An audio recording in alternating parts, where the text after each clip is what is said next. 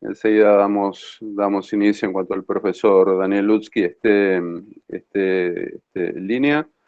Comenzamos el primer teórico de la materia. Les comento que vamos a estar grabando en la medida de lo posible los teóricos que van a estar disponibles de manera sincrónica en nuestro canal de YouTube. Estamos transmitiéndolo también en directo por si alguna persona tiene inconvenientes para entrar a esta sala de chat que tiene un límite de 100 concurrentes. Todavía estamos lejos, pero por si en alguna oportunidad tienen inconvenientes por una cuestión de cupo de entrar a esta sala, sepan que pueden seguir el teórico de los lunes también a través del canal de YouTube de la cátedra, Psicología y Comunicación, Cátedra Lutzky. Daniel, ¿damos comienzo, querés? Bien, vamos a comenzar entonces por el primer teórico del programa de la cátedra, como decía Germán, Psicología y Comunicación. El de hoy es un teórico, va a ser un teórico relativamente corto e introductorio. Quiero decir, lo que voy a hacer es describirles un poco la orientación general de la cátedra, los temas que vamos a tratar, las ideas que manejamos y un poco algo en lo que vamos a profundizar. Así que yo les voy a ir comentando un poco eso. Van a recibir un programa de la cátedra con la bibliografía para cada uno de los temas sobre los cuales se va a estar trabajando. En estos días supongo que lo vamos a enviar y ustedes lo van a recibir. Ahí está la bibliografía que está toda en digital, digamos, está en digital, pero la parte más importante, más central de toda la bibliografía de la cátedra está en un libro que publicamos el año pasado, que la cátedra, el libro de cátedra que lo publicó el año pasado, que es un libro de Eudeva. El libro de Eudeva se llama, acá ustedes lo ven, no sé si se ve más o menos claro el sujeto de la comunicación, está al revés, ¿no? Supongo que cuando se ve, no sé si se ve al revés, bueno, se llama El sujeto de la comunicación, ¿sí? Es una compilación de los artículos sobre los que vamos a trabajar centralmente. Está publicado por Eudeva. Entre otras cosas, este libro se vende en el local de Eudeva, que está en la misma facultad, en la parte de abajo. Pueden comprarlo ahí en papel o comprarlo también en digital directamente a Eudeva, que es creo que algo más barato, ¿no? De todas maneras, el precio en general de los libros de Eudeva y del digital, sobre todo, que es más barato que el de papel, no es un precio, digamos, que exagerado, digamos, un precio bastante bajo, comprable, dado que es el único material central sobre el cual va a estructurarse toda la materia. Entonces, bien, psicología y comunicación es una materia que ya existe hace bastante tiempo, digamos, en la facultad, y cuyo objetivo central es trabajar sobre un aspecto de la comunicación que consideramos central.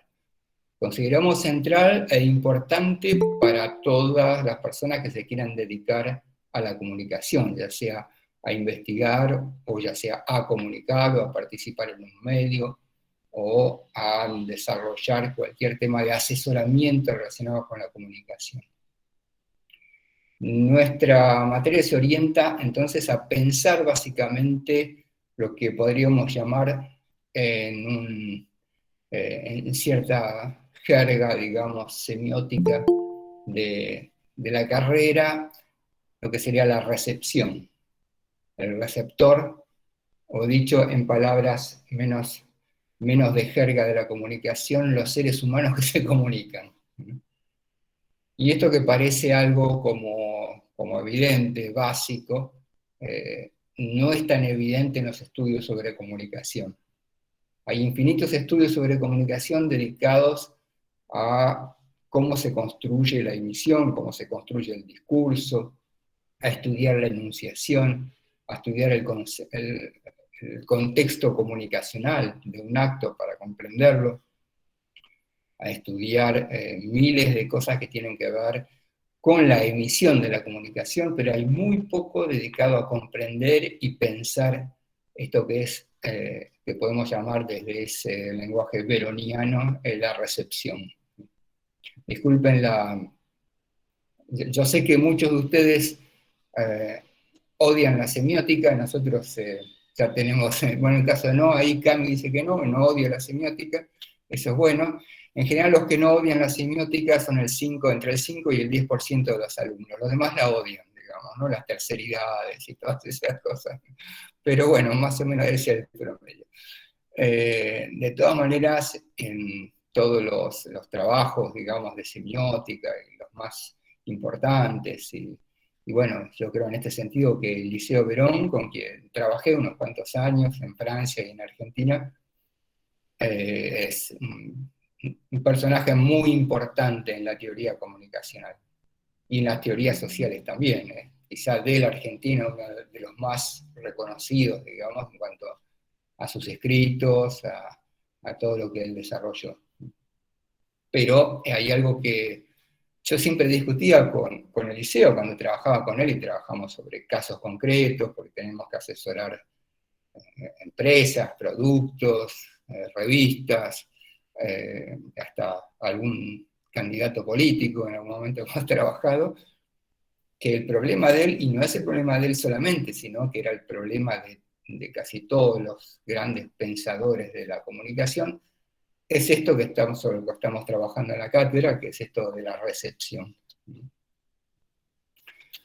Con lo cual, le voy a decir dos cosas contradictorias. A mí Eliseo Verón siempre me pareció un genio, y más tratándolo, digamos, un tipo de una inteligencia impresionante, con muy maltrato, digamos, poco genio en cuanto a las relaciones humanas, pero un gran genio en cuanto al pensamiento, pero que tenía un problema con esto de qué pasa con la gente cuando se desarrolla, por ejemplo, una estrategia de comunicación.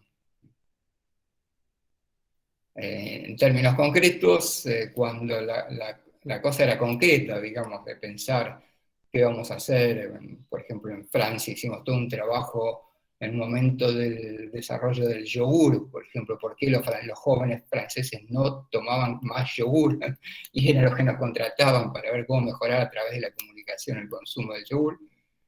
Teníamos que recurrir a otro tipo de cosas que eran las que él hacía, que eran muy interesantes, ¿no? Pero en algún punto fracasaban, en el punto de la práctica. Con esto no quiere decir que no tengan que leer y entender a Eliseo Verón, que me parece maravilloso.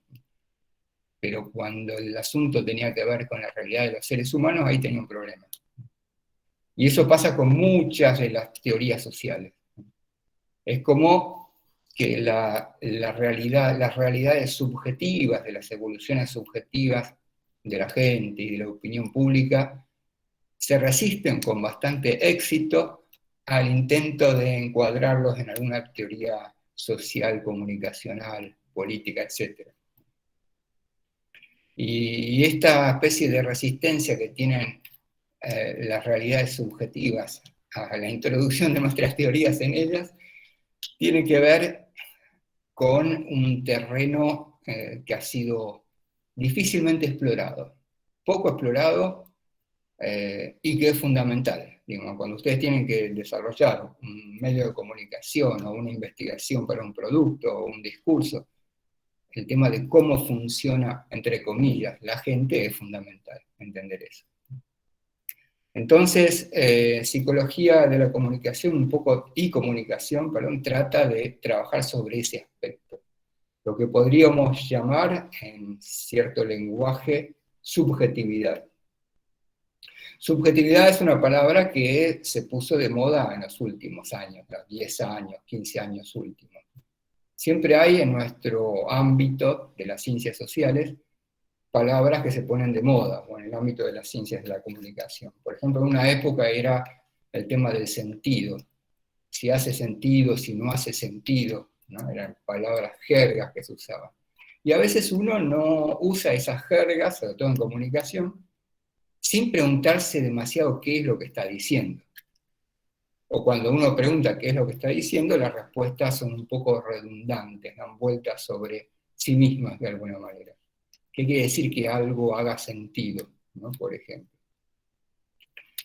Entonces todo eso que estoy comentando remite a este problema de cómo abarcar y cómo pensar la subjetividad en el campo de la comunicación. Es un tema sumamente complejo. En el famoso triángulo de Verón, digamos, entre las condiciones de emisión y las condiciones de recepción, es más o menos fácil decir cómo voy a estudiar las condiciones de emisión, digamos, bueno, voy a estudiar un estudio en emisión de tal tema. Pero es mucho más complicado decir qué voy a estudiar cuando quiero investigar las condiciones de recepción. Entonces, si yo les pregunto a ustedes, muchos de ustedes me dirán, bueno, condiciones de recepción de un discurso son los otros discursos que en ese momento acompañan culturalmente. Ahora, esos otros discursos señalan la recepción del discurso. Quiero decir, esos otros discursos, en el estudio de esos discursos está la recepción, se puede intuir la recepción de un discurso. Hay algo que no es claro, ¿no? Entonces algunos dicen, bueno, digo, hagamos encuestas, hagamos focus groups, interroguemos a la gente sobre qué es lo que percibe, qué es lo que siente frente a un discurso o una comunicación. Ahora, eso que nos dice la gente en una encuesta, o en un focus groups, o hablando con ella, sobre qué es lo que percibe cuando alguien le comunica algo. Gracias por la galletita, ¿cómo se llama? Por el... Valentín. Gracias, Valentín, pero ya Perdón. comí hoy. Eso entonces que dice la gente cuando se la interroga, ¿no? Eso es, se puede intuir a través de eso la recepción de un discurso o de una comunicación en la gente, es muy complejo. Ahí aparece otro problema, digamos, cuando uno habla de esto de la gente y la subjetividad, que tiene que ver con el investigador, fundamentalmente, con el investigador, con el comunicador, que es cómo pensar, cómo conceptualizar y cómo pensar a eso que llamamos la gente, el receptor, ¿no? Depende de qué tipo de jerga usemos. Entonces, el mismo programa que nosotros desarrollamos en la cátedra es un programa que intenta adaptarse a la comprensión de este nuevo universo, por diferenciarlo del universo de la comunicación objetiva, ¿no? Esto de la subjetividad. Este universo que funciona bajo otras formas, bajo otras normas, bajo otros principios que el universo de la parte objetiva de la comunicación. Entonces, el programa de la cátedra lo pensamos más que como una transmisión de contenidos, de alguna verdad que estaría implícita en algún contenido que nosotros vamos a trabajar durante el cuatrimestre. Está pensado como un recorrido, está pensado como un viaje a través de los conceptos. Y ese recorrido a veces puede ser más importante que el contenido en sí mismo. Porque hay cuestiones en la comunicación que, y eso lo vamos a ver también teóricamente, que no son interpretables a través de los contenidos simplemente, sino que hay que agregarle otro tipo de conceptualizaciones sobre la comprensión de ciertos problemas.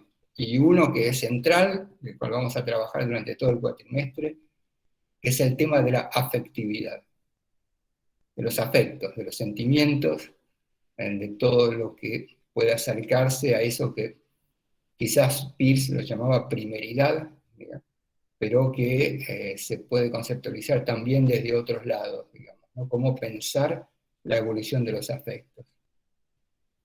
Si la mayoría de las teorías, por ejemplo, de la opinión pública, tienen grandes dificultades, por no decir que fracasan cuando intentan decir hacia dónde va la opinión pública, es porque este tema es muy difícil o muy complicado para pensarlo y trabajarlo. ¿Hacia dónde van los afectos? ¿Por qué la gente en un momento deja de sentir ciertas cosas, empieza a sentir otras? Por ejemplo, cuando hablamos en esta época, y lo vamos a ver también durante la materia, los afectos vinculados a las redes sociales, por ejemplo, ¿no? Los haters, los odiadores, la indignación, la humillación. Por ejemplo, se sabe que muchos de los procesos políticos de estas épocas, de los votos, de los apoyos, tienen más que ver con la indignación y la humillación y con el deseo que haya un humillador más grande que el otro por el cual uno se siente humillado, y todos esos sentimientos que vinculan y que funcionan en las redes que con una versión clásica de la opinión pública. Entonces salió un artículo que lo vamos a incluir, si les parece, Germán, María Marta y todos en la cátedra, de Franco Berardi, que salió en El País, que justamente trata de esos temas, ¿no? Que son muy interesantes, ¿no? Sobre cómo la época de Internet y de las redes sociales va modificando, condicionando nuestra manera de sentir y de pensar.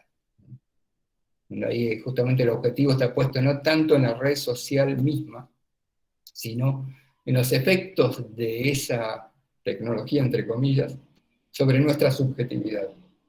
¿Cómo cambiamos nosotros? ¿Cómo a partir de eso pensamos y sentimos de otra manera? ¿No? Que es un tema fundamental para entender esta época. En estos problemas, una de las limitantes de las ciencias de la comunicación, como decía al principio, es que están demasiado ligadas al factor objetivo. Para estudiar las redes, se estudian las redes. ¿Qué pasa en Facebook, en Instagram, en TikTok, en Internet? Como antes, para entender la televisión estudiábamos los programas, las formas de enunciación y cómo funcionan los programas y cuánta gente lo ve.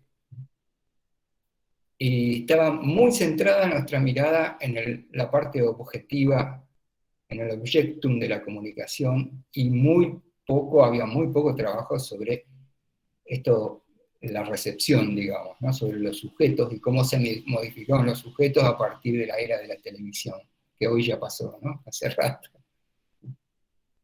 Entonces, el comprender estos temas es fundamental para cualquier desarrollo comunicacional, ya sea de investigación, ya sea de estrategia, ya sea un comunicador. Es más, cuando alguien es un buen comunicador o un buen político que hace eco con la gente en ciertos momentos, es porque comprende ciertos procesos que están ocurriendo en las subjetividades y se articula con ellos. Digamos, entonces, cuando eso, que a veces puede pasar intuitivamente, y a veces alimentado por investigaciones y por distintos tipos de trabajo sobre la comunicación, hace que alguien sea un buen comunicador, un buen político, que una publicidad funcione, ¿no? Cuando hace eco con esos procesos profundos que tienen una base esencialmente afectiva. Y cuando digo afectiva no digo necesariamente individual, quiero decir, porque cuando hablemos durante el programa de los afectos vamos a hablar también de culturas afectivas. Es decir, un concepto que implica que nosotros aprendemos a sentir en sociedad, entre comillas. Que nuestros sentimientos no son totalmente individuales, sino que se construyen en una relación afectiva con los demás, valga la redundancia. Digo afectiva para decir que no es una relación objetiva, sino que son formas de sentir que evolucionan. Y que se pueden interpretar con cierto grado de aproximación si uno las piensa de otro lado desde las ciencias sociales tradicionales. Y ese otro lado, eso también lo vamos a ver en distintos momentos en el programa, se acerca más a la lógica del arte que a la lógica de la ciencia.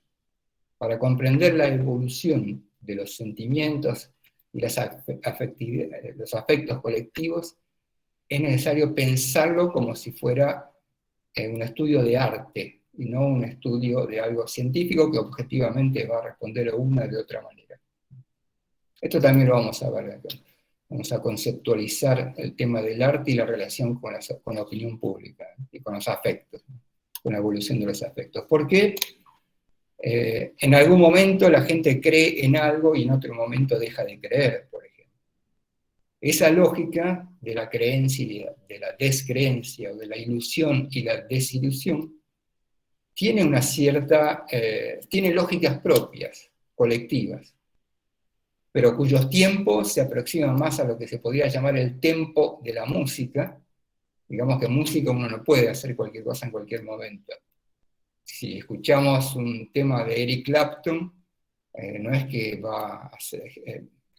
en cualquier momento va a tocar cualquier nota, sino que tiene cierta lógica interna, pero esa lógica interna es una lógica afectiva, sentimental, si se quiere.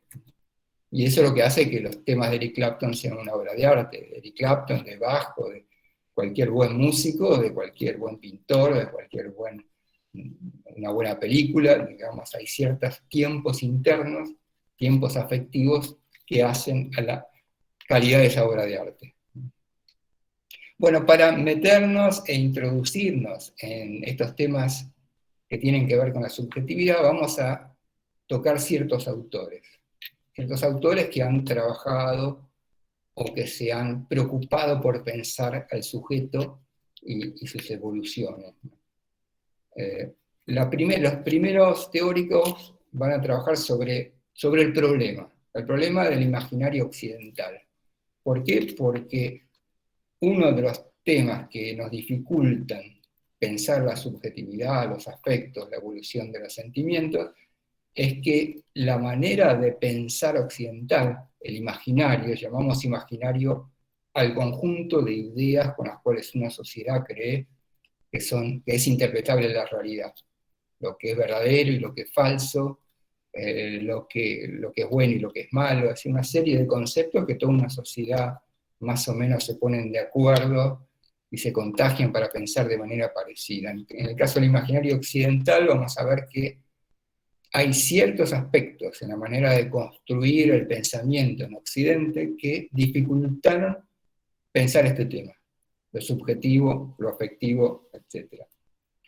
Después vamos a continuar con algunos autores, algunos pocos más clásicos que pensaron la subjetividad. El primero de ellos es Freud. Sigmund Freud, seguramente habrán visto algunos artículos, digamos, o habrán estudiado algunos temas de Freud, digamos, fue un gran pensador, muy estudiado, criticado o no criticado, que permite introducir algunas ideas con respecto a esto de la subjetividad y la sociedad. E inclusive en algunos de sus llamados artículos sociales, elabora una cierta teoría sobre la comunicación, aunque él no la llamaba de esa manera, ¿no? Sobre por qué y cómo las masas en cierto momento funcionan como funcionan. Después de Freud vamos a seguir con Lacan. Seguramente también los habrán torturado en alguna clase con el francés Jacques Lacan y sus frases a veces incomprensibles a propósito, que según él tenían algún sentido que sean incomprensibles, pero vamos a tratar de hacerlo comprensible, y sobre todo en lo que respecta al lenguaje. Una mirada sobre el lenguaje que es muy interesante para pensar el deseo, la introducción del deseo en la ciencia de la comunicación, en la problemática del deseo. Inclusive cuando uno interpreta ciertos fenómenos comunicacionales, por ejemplo, vamos a trabajar sobre comunicación política también, sobre cómo se investiga y algunos fenómenos concretos de comunicación política, de liderazgo, todo eso.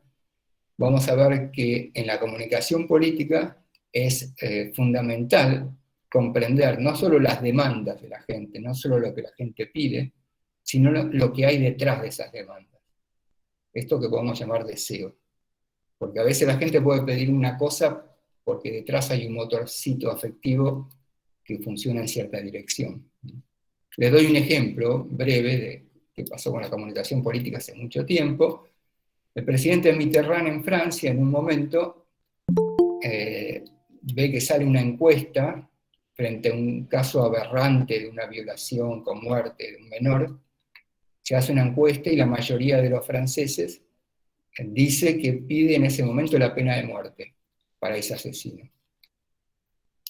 Se hace una investigación con focus group, con entrevistas, y al día siguiente Mitterrand habla y dice que él va a impedir cualquier intento de imponer la pena de muerte en Francia, que va a establecer un veto, el veto presidencial sobre la pena de muerte. Inmediatamente se lo mide con encuestas, porque anteriormente la gente había dicho que querían la pena de muerte. Y ven que la mayoría de la población francesa está de acuerdo con Mitterrand. Entonces uno dice, ¿cómo puede ser que al principio querían la pena de muerte, el presidente habla y dice que la va a vetar, y la gente está de acuerdo con el presidente? Es porque detrás de esa demanda de la pena de muerte frente a ese caso aberrante, había un deseo, que era que alguien ponga un orden, se ponga con cierto nivel de autoridad, ponga un orden lo que se debe hacer y lo que no. Y de esa manera otorga a la sociedad cierta sensación de seguridad. Entonces, en ese discurso y en esa oposición teórica a lo que la gente quería, en realidad lo que hizo Mitterrand fue articular con el deseo profundo de los franceses. Entonces, también en comunicación política, a veces hay que entender no solo la demanda, lo que la gente pide, sino en base a qué motorcito afectivo está funcionando esa demanda. Un caso interesante que vamos a ver cuando veamos lo de comunicación política es el caso de Milei, por ejemplo. Hoy ahí salieron 3 o 4 encuestas distintas que dan a Milei casi, en algunos el segundo lugar entre el mejor evaluado por los argentinos, y en alguna el primer lugar. Entonces uno puede decir, ¿cómo puede ser? Digamos, encuestas muy serias que muestran que Milei es el que mejor imagen tiene de todos los políticos argentinos. Bueno, uno puede decir, están todos locos, o puede tratar de interpretarlo, de tratar de entenderlo. Y eso es lo que vamos a hacer, tratar de entender qué es lo que hay detrás de eso. Bueno, después de Lacan vamos a trabajar también sobre otra teoría importante que se acerca a la problemática de la subjetividad, que lo podemos llamar en términos generales la teoría sistémica. Supongo que en alguna de las cátedras habrán visto algo de la teoría sistémica. Gregory Bateson, Václavic, todo lo que surgió en la escuela de Palo Alto, en ese lugar tan importante para la comunicación, digamos, en la costa oeste de los Estados Unidos, digamos, que fundó toda una escuela de interpretación de la comunicación y también de la psicología que fue muy fructífera, con muchos pensadores, también acá en Chile, Flores y otros grandes pensadores de la comunicación. También vamos a ver otro nivel de interpretación, de cierta interpretación de la comunicación, que la vamos a llamar comunicación inductiva. Llamarlo comunicación inductiva es una forma de evitar llamarlo con el antiguo nombre que tenía eso, que es la hipnosis. Dice, la hipnosis parece una cosa de chantas, o parece algo, bueno, no sé si han escuchado hablar de Toussaint, ustedes son muy jóvenes, pero el hijo de Toussaint creo que sigue haciendo cosas, famoso hipnotizador, bueno, es una chantada. Sin embargo, hay ciertos aspectos de lo que llamamos hipnosis que funcionan inclusive a nivel colectivo. Eso ya lo marcaba Sigmund Freud en algunos de sus trabajos más importantes, en Psicología de las Masas y Análisis del Yo.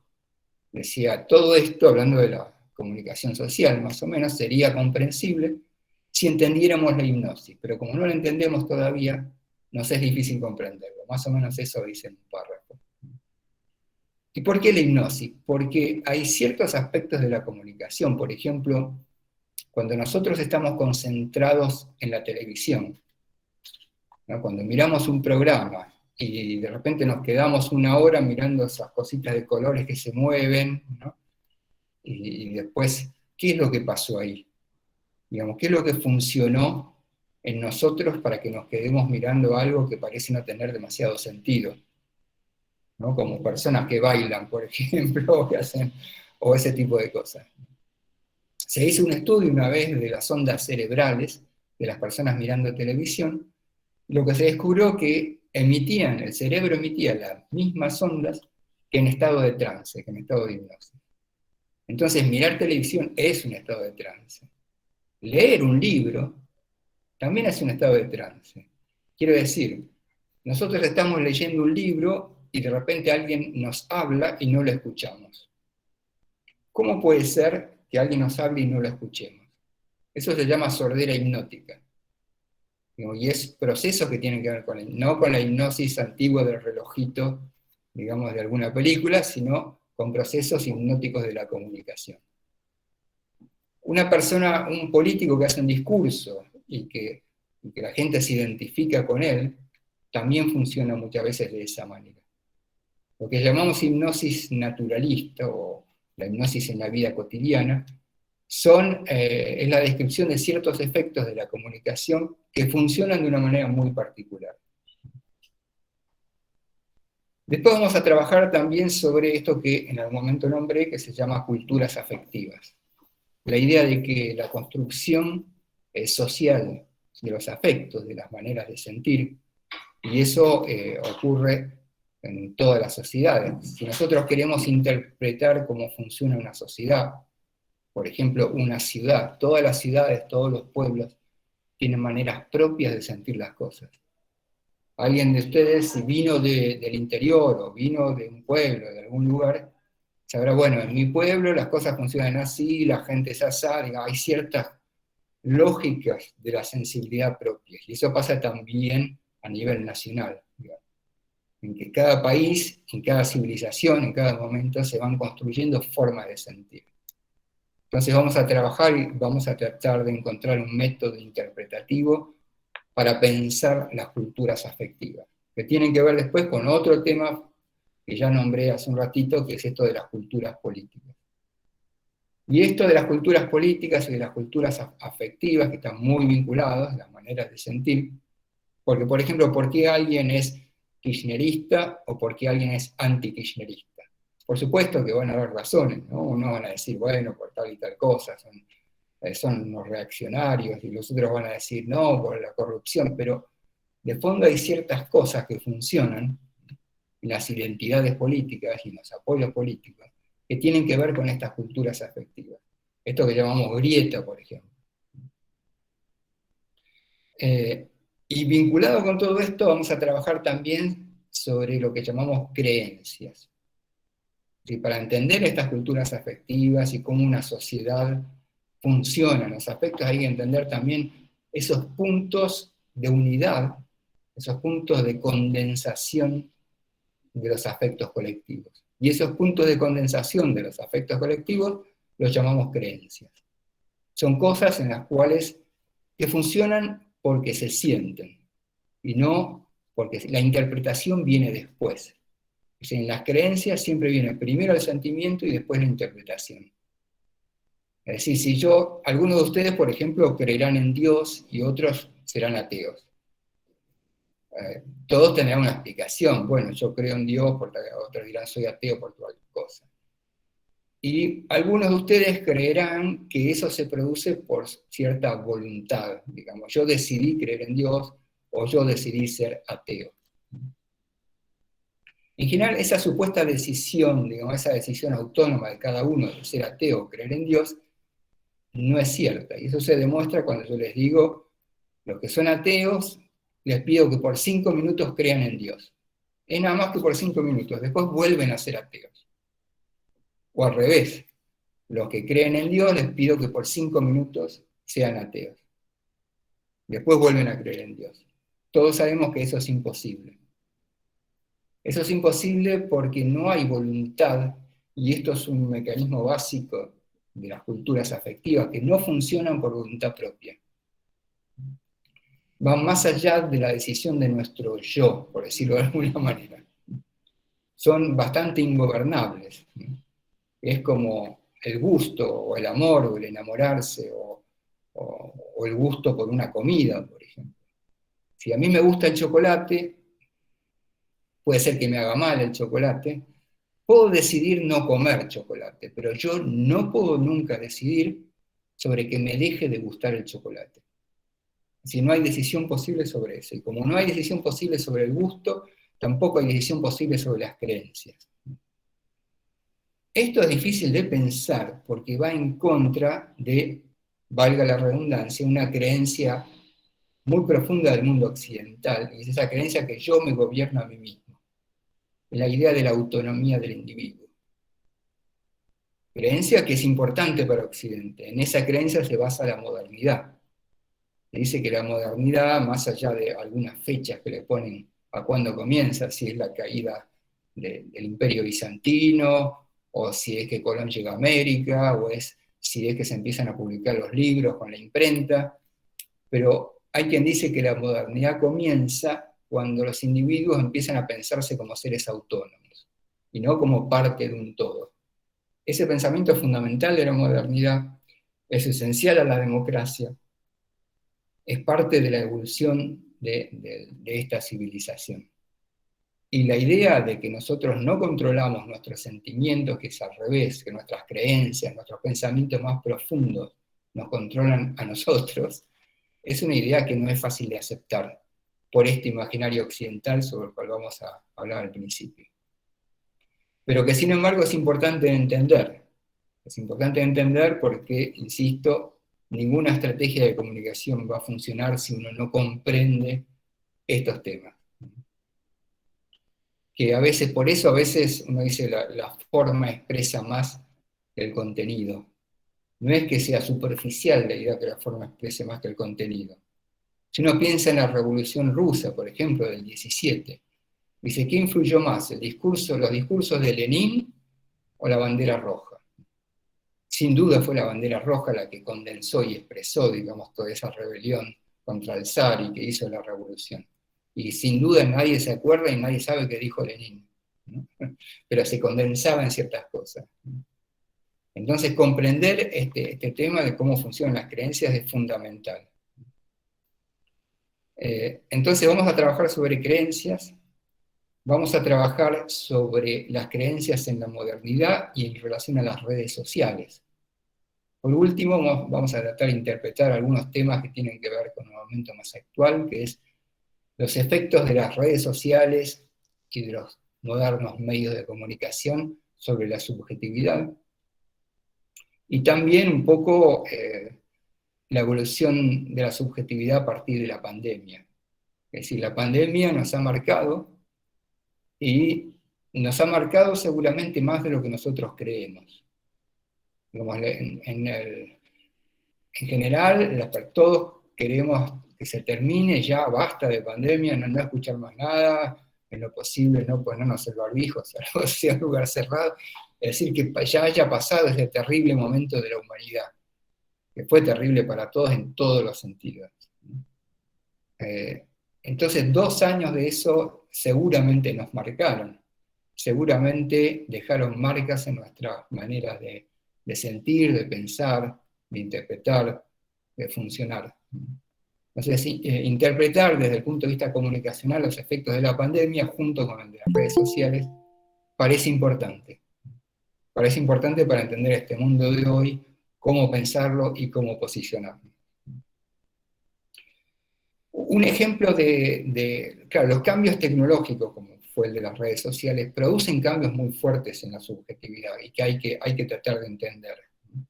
Siempre los cambios, por ejemplo, para dar un ejemplo que en algún momento vamos a trabajar sobre pensamientos no occidentales.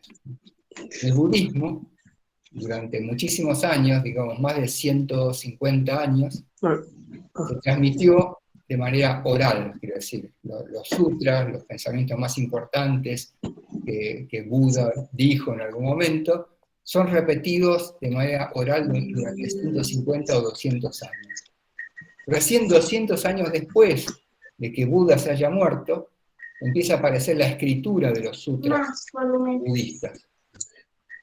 Quiero decir que hasta cierto momento la mente de las personas funcionaba por la oralidad, la memoria funcionaba de una manera.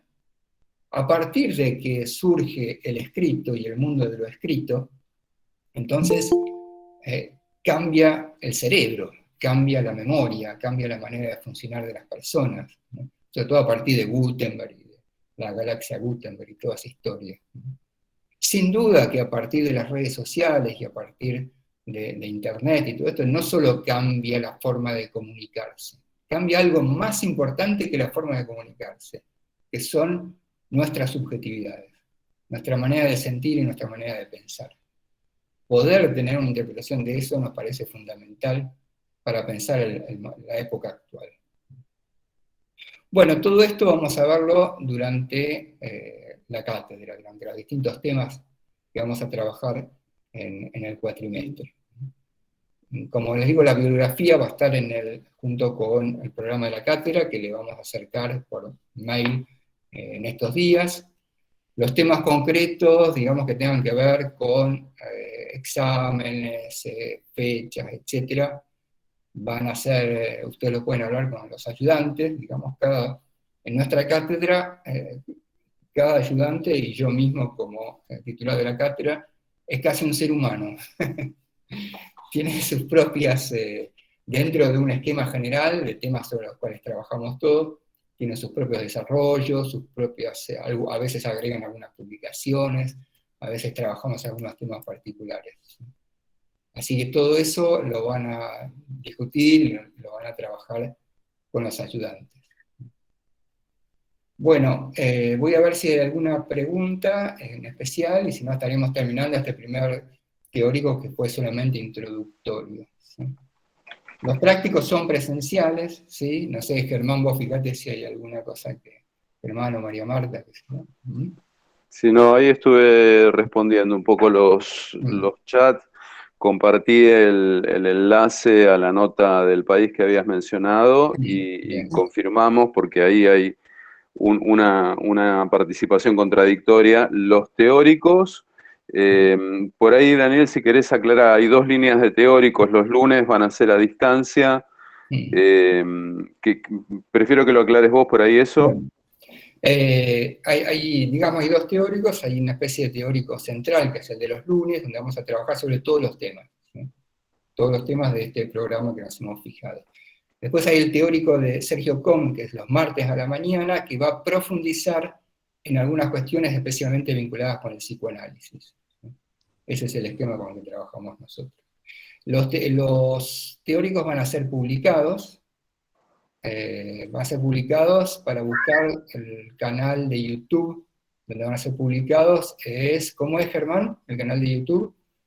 Pueden buscarlo como Psicología y Comunicación Lutsky, y ahí les va a aparecer todo el material que vamos a estar grabando y subiendo ahí.